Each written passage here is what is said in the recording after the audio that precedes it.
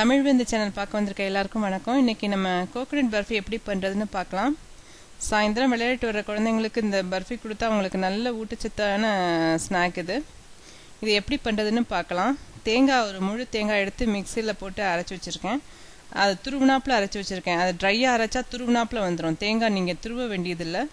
1 teaspoon நெய், ஒரு 4 teaspoon 5 teaspoon பால் எடுத்துக்கலாம். பால் வந்து ஈரப்பதத்துக்காகத்தான் எடுத்துக்கிறது.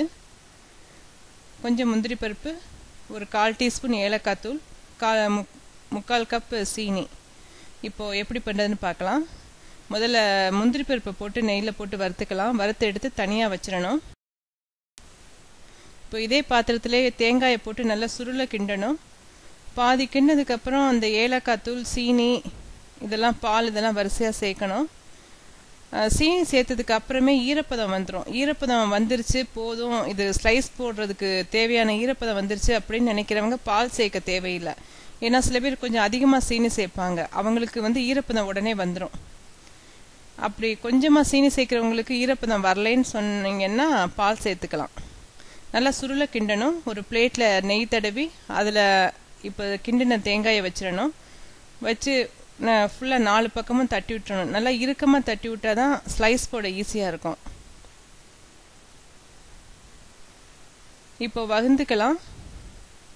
வகுந்துக்கிட்டு ஃப்ரிட்ஜில் வச்சு கூல் பண்ணிடணும்.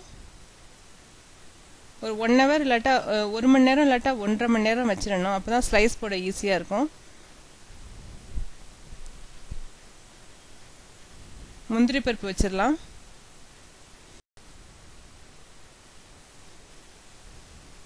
இப்போ ஃப்ரிட்ஜ்லேருந்து எடுத்தாச்சு. இப்போ ஸ்லைஸ் போட ரெடி ஆயிடுச்சு.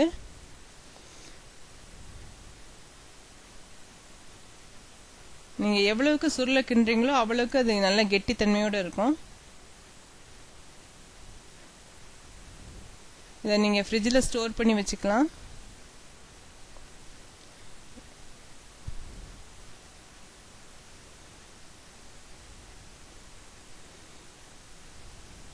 இப்போது கோகனட் பர்ஃபி ரெடி ஆயிடுச்சு.